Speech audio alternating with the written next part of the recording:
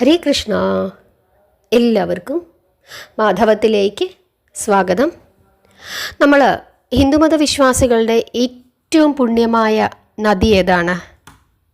ഗംഗാനദി അല്ലേ? ഗംഗാനദിയാണ് നമ്മൾ ഏറ്റവും പുണ്യമായ നദിയായി കണക്കാക്കുന്നത്. ഈ ഗംഗാനദി സ്വർഗത്തിലായിരുന്നു, ദേവഗംഗയായിരുന്നു. ഈ ഗംഗാനദി ഭൂമിയിലേക്ക് വരുന്നതിന് ഒരു കാരണമുണ്ട്. എന്തായിരുന്നു ആ കാരണമെന്ന് നിങ്ങൾക്ക് എത്ര പേർക്കറിയാം? സർവേശ്വരൻ്റെ അനുഗ്രഹത്താൽ നമുക്ക് ആ കഥ ഇന്ന് പറയാം. നിങ്ങളെല്ലാവരും വളരെ ശ്രദ്ധയോടുകൂടി ക്ഷമയോടുകൂടിയിരുന്ന് ഈ കഥ മുഴുവനും കേൾക്കണം. എന്നിട്ട് നിങ്ങളുടെ അഭിപ്രായങ്ങളും പറയണം. ഒരു ദിവസം യുധിഷ്ഠിര മഹാരാജാവ് ലോമശൻ എന്ന മഹർഷിയോട് ഗംഗാദേവി ഭൂമിയിലേക്ക് എങ്ങനെയാണ് എത്തിയത്, അതൊന്ന് പറഞ്ഞു തരാമോ ആ കഥ എന്ന് ചോദിക്കുമ്പോൾ ലോമശ മഹർഷിയാണ് യുധിഷ്ഠിരന് ഈ കഥ പറഞ്ഞു കൊടുക്കുന്നത്. എന്താണ് മഹർഷി യുധിഷ്ഠിരന് പറഞ്ഞു കൊടുത്തത് എന്ന് നമുക്ക് നോക്കാം. നിങ്ങൾ ശ്രദ്ധിച്ചു കേൾക്കണം. ഇക്ഷ്വാകു വംശത്തിൽ സഗരൻ എന്നൊരു രാജാവുണ്ടായിരുന്നു. ആ രാജാവ് വളരെ സുന്ദരനായിരുന്നു, പരാക്രമശാലിയും ആയിരുന്നു. ഇദ്ദേഹത്തിന്, അതായത് ഈ സഗരൻ എന്ന രാജാവിന് 2 ഭാര്യമാരായിരുന്നു ഉണ്ടായിരുന്നത്. വൈദർഭി എന്നും ശൈബ്യ എന്നും പേരുള്ള 2 ഭാര്യമാർ.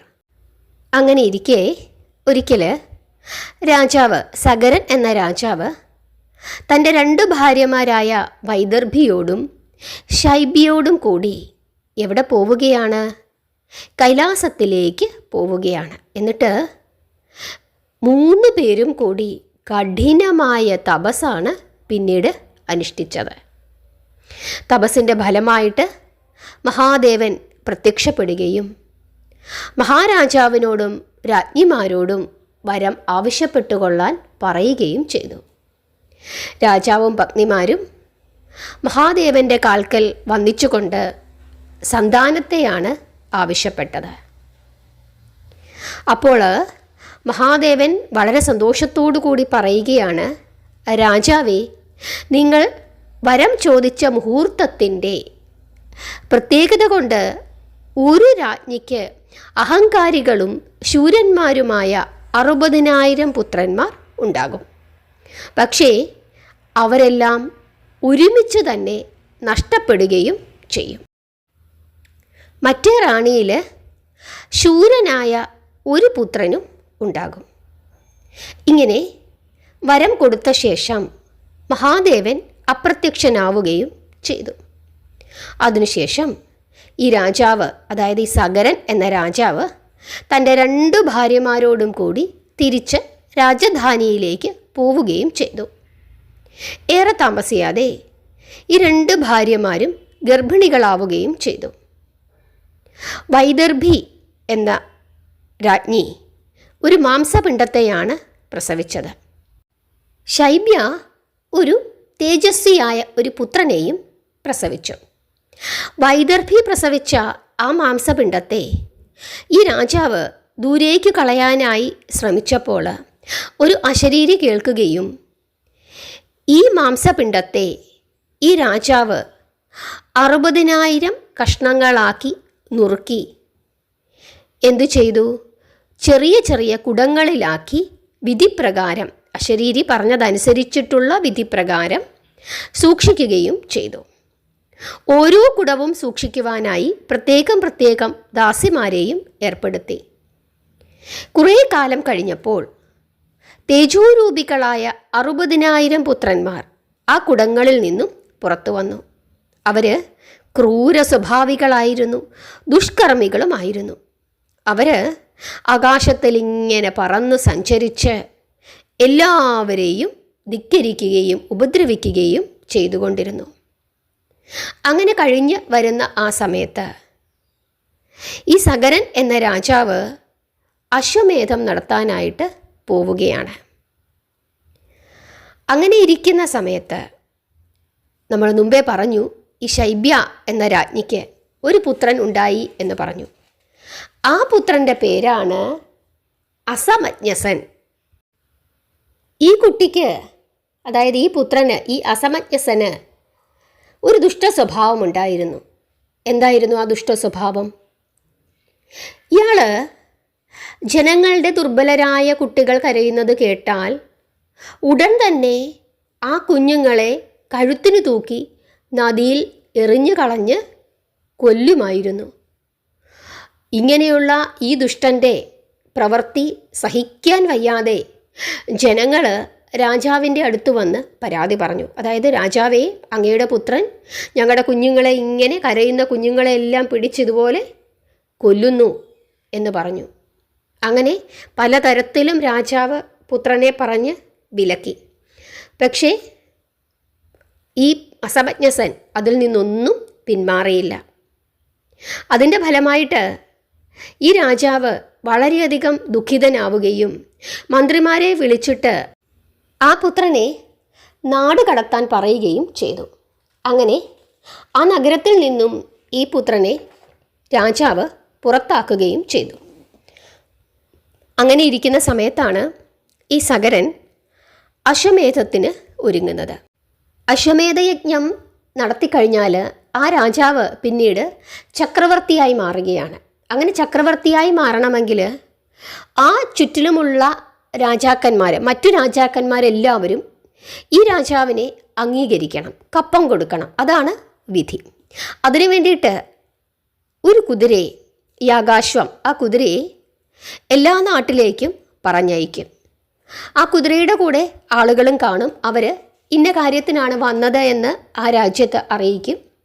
ഉടനെ ആ രാജ്യത്തുള്ള രാജാവ് അത് അംഗീകരിക്കുകയും കപ്പം കൊടുക്കുകയും ചെയ്യും. ആരെങ്കിലും അത് അംഗീകരിച്ചില്ലെങ്കിൽ അവർ ആ കുതിരയെ പിടിച്ചു കെട്ടും. അപ്പോൾ യുദ്ധം ചെയ്യും. യുദ്ധത്തിൽ ആരാണോ വിജയിക്കുന്നത് അതനുസരിച്ചിട്ടായിരിക്കും പിന്നീട് യജ്ഞത്തിൻ്റെ മുമ്പോട്ടുള്ള പോക്ക്. അങ്ങനെ ഈ ആകാശ്വത്തെ കൊണ്ടുപോകുന്നതിനായിട്ട് ഈ സഗരൻ എന്ന രാജാവ് അയച്ചത് ആരെയാണ്? ഈ 60,000 പുത്രന്മാരെയാണ് അയച്ചത്. അവർ ഈ കുതിരയും കൊണ്ട് ഇങ്ങനെ പല ദിക്കുകളിലും സഞ്ചരിച്ചു. അങ്ങനെ സഞ്ചരിക്കുന്നതിൻ്റെ ഇടയിൽ ഈ കുതിര ജലരഹിതവും ഭീകരവുമായ ഒരു സമുദ്രത്തിൽ എത്തിച്ചേർന്നു എന്നാണ് പറയുന്നത്. അതായത് ജലമില്ല, എന്നാൽ അഗാധമായ ഗർത്തമായിരുന്നു. അങ്ങനെയുള്ള ആ സ്ഥലത്ത്, ആ സമുദ്രത്തിൽ എത്തിച്ചേർന്നപ്പോൾ പെട്ടെന്ന് തന്നെ ഈ കുതിര അതിനകത്തേക്ക് ഇറങ്ങുകയും പെട്ടെന്ന് ഈ കുതിരയെ കാണാതാവുകയും ചെയ്തു. ഈ 60,000 പേരും അവിടെ എല്ലാം തിരഞ്ഞു, പക്ഷേ കുതിരയെ കാണുന്നില്ല. അപ്പോൾ കുതിരയെ ആരോ മോഷ്ടിച്ചിരിക്കുന്നു എന്നവർ വിശ്വസിച്ചു. അങ്ങനെ അവർ രാജധാനിയിൽ എത്തിച്ചേർന്ന് സങ്കടം പറഞ്ഞു. അപ്പോൾ രാജാവ് സഗരൻ വളരെ ദേഷ്യത്തോടു കൂടി പറയുകയാണ്, പോകൂ, കുതിരയെ അന്വേഷിക്കൂ, അശ്വത്തെ കൂടാതെ തിരിച്ചു വരരുത് എന്ന് പറഞ്ഞു. അതനുസരിച്ചിട്ട് ഈ സഗരൻ്റെ ഈ 60,000 പുത്രന്മാരും എല്ലായിടത്തും ഈ ആകാശ്വത്തെ തിരഞ്ഞു നടന്നു. ഒടുവിൽ ഒരിടത്ത് ഭൂമി ഇങ്ങനെ പിളർന്നിരിക്കുന്നതായിട്ടും അവിടെ ഒരു ദ്വാരമുള്ളതായിട്ടും അവർ കണ്ടെത്തി. ആ സ്ഥലം അവർ കുഴിച്ചു നോക്കുവാൻ തുടങ്ങി. അങ്ങനെ കുറേ കുഴിച്ചിട്ടും അവർക്ക് ഈ കുതിരയെ കാണാൻ സാധിച്ചില്ല.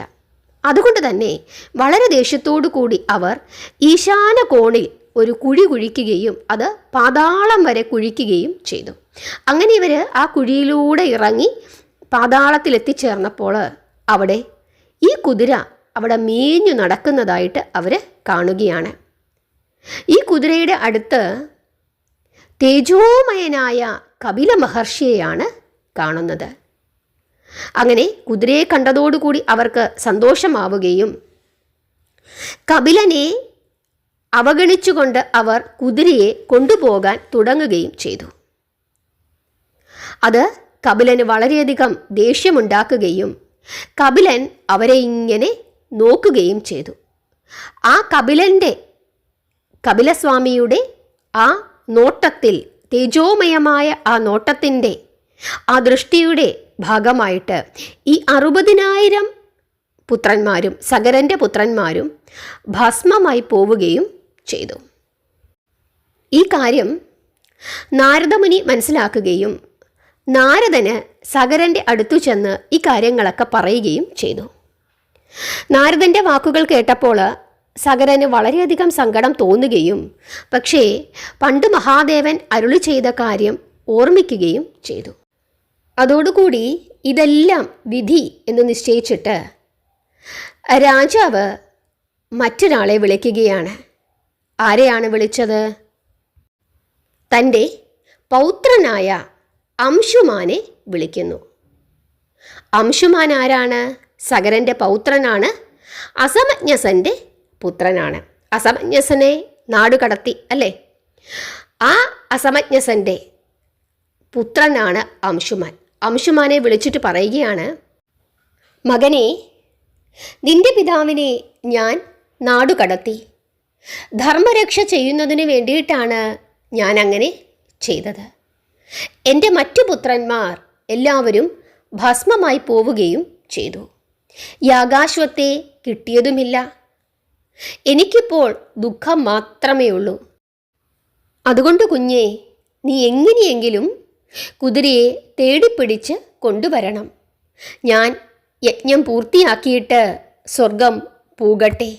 ഇങ്ങനെ സഗരൻ അംശുമാനോട് പറഞ്ഞു. അത് കേട്ടപ്പോൾ അംശുമാൻ ദുഃഖിതനായി. ഭൂമി കുഴിച്ചിട്ടിരിക്കുന്ന സ്ഥലത്തേക്ക് അംശുമാൻ യാത്രയായി. ആ വഴിക്ക് സമുദ്രത്തിൽ കടന്ന കുമാരൻ കപില മഹർഷിയെ കാണുകയും ചെയ്തു. എന്നിട്ട് അവിടെ വരാനുള്ള കാരണം എന്താണ് എന്ന് കപില മഹർഷിയോട് പറയുകയും ചെയ്തു. കപില മഹർഷി സന്തുഷ്ടനായി. എന്നിട്ട് പറയുകയാണ്, കുഞ്ഞേ, ഞാൻ നിനക്ക് വരം നൽകുവാൻ ആഗ്രഹിക്കുന്നു. എന്തു വരമാണ് നിനക്ക് വേണ്ടത് എന്ന് പറഞ്ഞുകൊള്ളുക. ഇങ്ങനെ പറഞ്ഞപ്പോൾ അംശുമാൻ യാഗാശ്വത്തെ ആവശ്യപ്പെട്ടു. അതിനുശേഷം മഹർഷി വീണ്ടും വരം കൊടുത്തപ്പോൾ ഭസ്മമായി പോയവരുടെ ആത്മാക്കൾക്ക് പരിശുദ്ധിയും നിത്യശാന്തിയും ഉണ്ടാകണമെന്ന് അംശുമാൻ ആവശ്യപ്പെട്ടു. അത് കേട്ടപ്പോൾ കപില മഹർഷി പറയുകയാണ്, കുമാര, നിനക്ക് മംഗളമുണ്ടാകട്ടെ. നീ ആവശ്യപ്പെട്ട വരം ഞാൻ നൽകുന്നു. ക്ഷമ, ധർമ്മം, സത്യം തുടങ്ങിയ ഗുണങ്ങൾ നിനക്കുണ്ട്. നീ നിമിത്തം സഗരൻ്റെ ജീവിതം ധന്യമാകും. നിന്റെ ശക്തി കൊണ്ട് സഗരപുത്രന്മാർ സ്വർഗലോകം പോകും. നിന്റെ പൗത്രനായ ഭഗീരഥൻ സഗരപുത്രന്മാരെ ഉദ്ധരിക്കുന്നതിനായി ദേവഗംഗയെ ഭൂമിയിൽ കൊണ്ടുവരും. നീ യാഗാശ്വത്തെ ഇപ്പോൾ കൊണ്ടുപോയിക്കൊള്ളുക. ഇങ്ങനെ കപില മഹർഷി പറഞ്ഞപ്പോൾ അംശുമാൻ യാഗാശ്വത്തെ യജ്ഞശാലയിലേക്ക് കൊണ്ടുവന്നു. സഗരന് വളരെ സന്തോഷമായി. അങ്ങനെ യജ്ഞം പൂർത്തിയാക്കി. പിന്നീട് വളരെ കാലം പ്രജാപരിപാലനം നടത്തിയ സഗരൻ പൗത്രനെ രാജ്യഭാരം ഏൽപ്പിച്ചിട്ട് സ്വർഗം പൂകി. അംശുമാൻ പിതാമഹനെ പോലെ വളരെ ധർമ്മനിഷ്ഠയോടുകൂടി രാജ്യം വാണു. ഒടുവിൽ തൻ്റെ പുത്രനായ ദിലീപനെ രാജ്യം ഏൽപ്പിച്ചിട്ട് അംശുമാൻ അന്തരിക്കുകയും ചെയ്തു. തൻ്റെ പിതൃക്കൾക്ക് പരഗതി ലഭിച്ചിട്ടില്ല എന്നറിഞ്ഞ ദിലീപൻ വളരെയധികം ദുഃഖിക്കുകയും ഗംഗയെ ഭൂമിയിലേക്ക് കൊണ്ടുവരാൻ വളരെയേറെ പ്രയത്നിക്കുകയും ചെയ്തു. പക്ഷേ യാതൊരു ഫലവും ഉണ്ടായില്ല. ദിലീപൻ്റെ പുത്രനായ ഭഗീരഥൻ ധർമ്മിഷ്ഠനായിരുന്നു. അദ്ദേഹത്തെ രാജ്യഭാരം ഏൽപ്പിച്ചിട്ട് വനത്തിൽ പോയി തപസ്സു ചെയ്യുകയും അതിൻ്റെ ഫലമായി സ്വർഗലോകം പ്രാപിക്കുകയും ചെയ്തു. പ്രശസ്തനായ വില്ലാളിയും മഹാരഥനുമായിരുന്നു ആര്? ദിലീപൻ്റെ പുത്രനായ ഭഗീരഥൻ.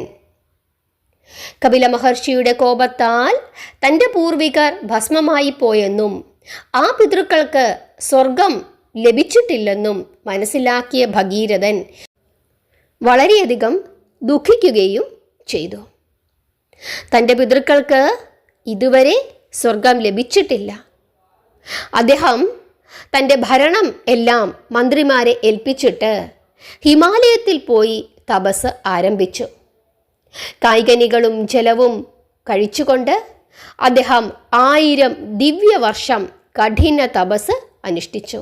ഒടുവിൽ ഗംഗാദേവി അദ്ദേഹത്തിൻ്റെ മുമ്പിൽ, ഭഗീരഥൻ്റെ മുമ്പിൽ പ്രത്യക്ഷപ്പെട്ടു. എന്നിട്ട് ചോദിക്കുകയാണ്, അല്ലയോ രാജാവേ, അങ്ങേക്ക് എന്തു വരമാണ് വേണ്ടത് എന്ന് ചോദിച്ചപ്പോൾ ഭഗീരഥൻ എന്ന രാജാവ്, ദിലീപിൻ്റെ പുത്രനായ ഭഗീരഥൻ എന്ന രാജാവ് ഗംഗാദേവിയോട് പറയുകയാണ്, അല്ലയോ ഗംഗാമാതാവേ, എൻ്റെ പൂർവികനായ സഗരൻ്റെ 60,000 പുത്രന്മാർ യാഗാശ്വത്തെ അന്വേഷിക്കുന്നതിൻ്റെ ഇടയിൽ കപിലൻ്റെ കോപത്തിന് പാത്രമായി.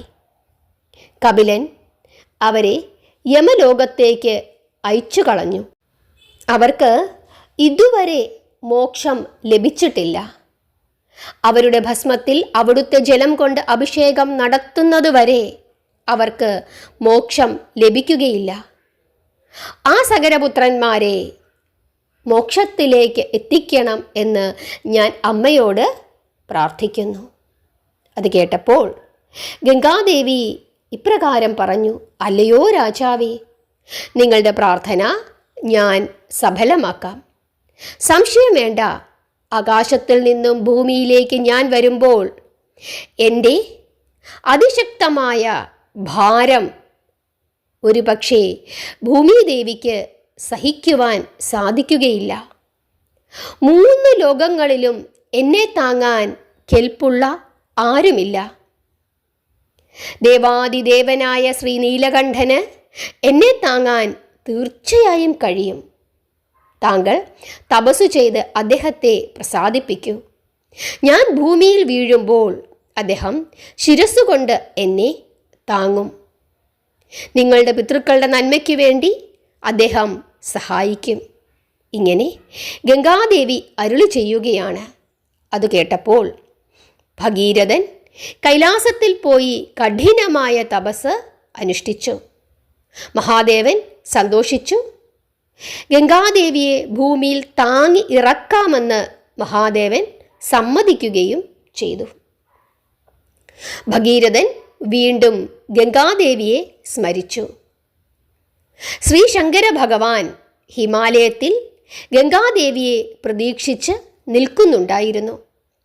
മഹാദേവൻ്റെ ശിരസിലേക്ക് ഗംഗ പ്രവഹിക്കുവാൻ തുടങ്ങി. ഗംഗ ഭഗീരഥനോട് പറഞ്ഞു, രാജാവേ, നിങ്ങൾക്ക് വേണ്ടി ഞാൻ ഭൂമിയിലേക്ക് ഇറങ്ങിയിരിക്കുന്നു. പറയൂ, ഏതു വഴിക്കാണ് ഞാൻ പോകേണ്ടത്? അത് കേട്ട് തൻ്റെ പൂർവികർ ഭസ്മമായി കിടക്കുന്ന സ്ഥലത്തേക്ക് ഭഗീരഥൻ ഗംഗയെ കൂട്ടിക്കൊണ്ടുപോയി. ഗംഗാജലം കൊണ്ട് ആ സമുദ്രം നിറഞ്ഞു. ഭൂമിയിലേക്ക് ഇറങ്ങി വന്ന ഗംഗയെ ഭഗീരഥൻ തൻ്റെ പുത്രിയായി കരുതുകയും ചെയ്തു.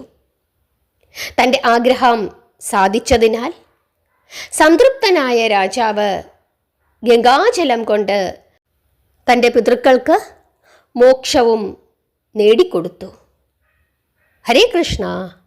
ഇങ്ങനെയാണ് ദേവഗംഗ ഭൂമിയിലേക്ക് വന്നത്. അതുകൊണ്ടാണ് ഇന്നും ഹൈന്ദവ വിശ്വാസികൾ ഗംഗാമാതാവിനെ നമ്മളുടെ പുണ്യനദിയായി കരുതുന്നത്. ഭഗീരഥി എന്നൊരു പേരും ഗംഗാമാതാവിന് ഉണ്ട് എന്നുള്ള കാര്യം നിങ്ങൾ ഓർക്കുക. ഗംഗാദേവിയുടെ പ്രധാന പോഷക നദിയാണ് ഭഗീരഥി. ഇക്കാര്യമെല്ലാം നിങ്ങൾ മനസ്സിൽ വെക്കുക. ഗംഗാമാതാവിനെ പ്രാർത്ഥിക്കുക. ജീവിതത്തിൽ ഒരിക്കലെങ്കിലും ഗംഗാസ്നാനം ചെയ്യാൻ ഭഗവാൻ അനുഗ്രഹിക്കണമേ എന്ന് പ്രാർത്ഥിക്കുക. എല്ലാവരെയും ഭഗവാൻ അനുഗ്രഹിക്കട്ടെ. നാമം ജപിച്ചുകൊണ്ടേയിരിക്കുക. ഹരേ കൃഷ്ണ.